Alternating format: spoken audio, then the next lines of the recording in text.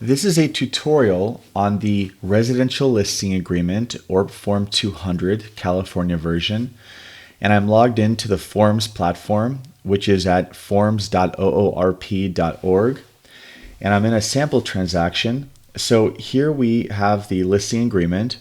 We start by putting in the seller names.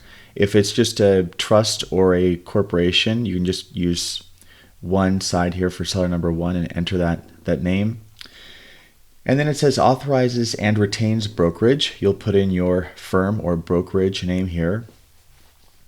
You'll identify the property here. Now the address will automatically populate in the Forms Manager. So that's going to show up here. Assessor's parcel number.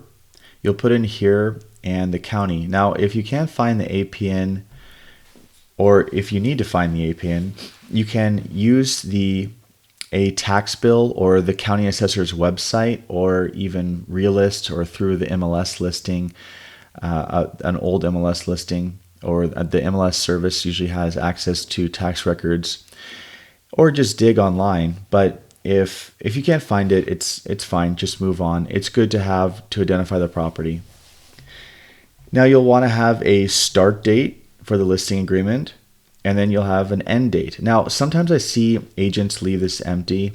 These always want to be filled out, because leaving the starting and ending date of this listing contract could nullify the document. So it's very important that you have a beginning and ending date. Brokerage charges. So the gross amount charged by the listing broker goes here. So if you're going to charge 6% and offer 3%, then you'd put in 6% here. And I'll show you down here on line 28. This is the portion of that 6%. So let's just actually type it in as an example. So you'll put 6% here, and we'll put 3% down here. Now, sometimes I see agents will put 3% down here and 3% up there. That's not correct. Before the listing broker can offer a portion of the commission, they need to charge the gross amount first. So they're charging the full commission up here, and then they're splitting off part of that to offer to a cooperating broker. So we'll say 6%. Now, you can also do a flat fee, or you can add on a flat fee. So there's an or, where you can change it to a flat fee, and there's an and. So what the and would look like if it was used is, let's say you charge the seller for a transaction coordinator. You could do 6%, check this box, and then put in whatever you charge for a transaction coordinator. Now let's say you wanted to just charge a flat fee, which is less common, but we'll show this scenario. You would just check this box, and you can put in 15,000 or something like that. Then of course this would change too. You could put in half of that, let's say 7,500. But you get the idea. You're charging the gross amount here, and you're splitting off how much you're offering to the cooperating broker down here. Another nice protection in this form is that by default, and you can read this a couple times to understand what it means, but I'll just talk in generality about what this provision does. And it basically says, if this contract ends and a buyer comes back, so let's say the listing expires and a buyer comes back a week later, and that buyer has already seen it once or even twice when you had the listing. Well, let's say the buyer had to think about something, your listing agreement expires, and then the buyer comes back the next week and writes an offer.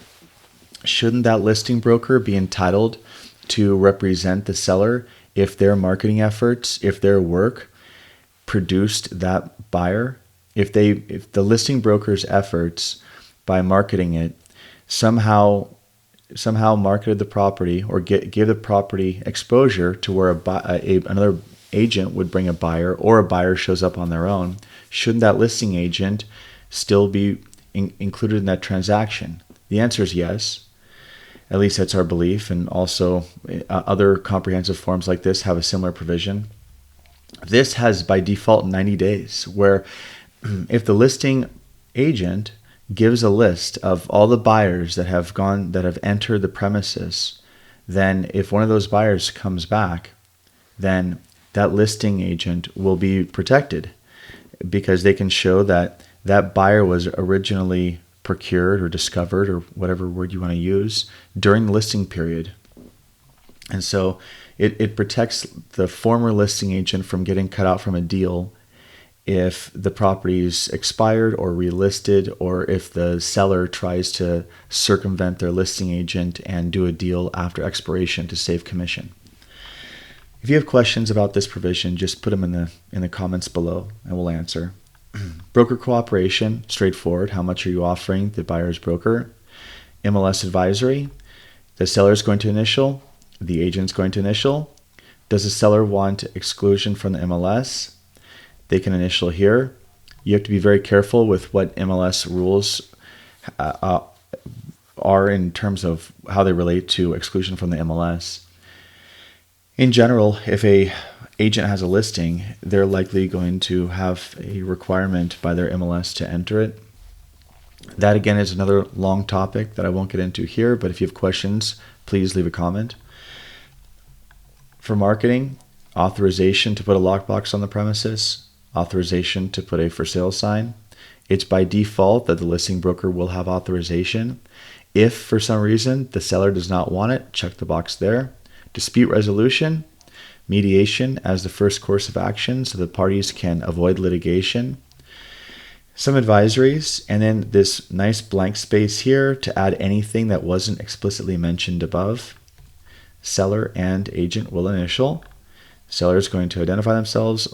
Listing brokerage will be here. You'll see the listing brokerage and the listing agent's name automatically populate. And then the listing agent is going to sign, the seller is going to sign, and this 3-page form will be complete. I hope you found this informative. If you have questions, again, please leave a comment or email us. Thank you.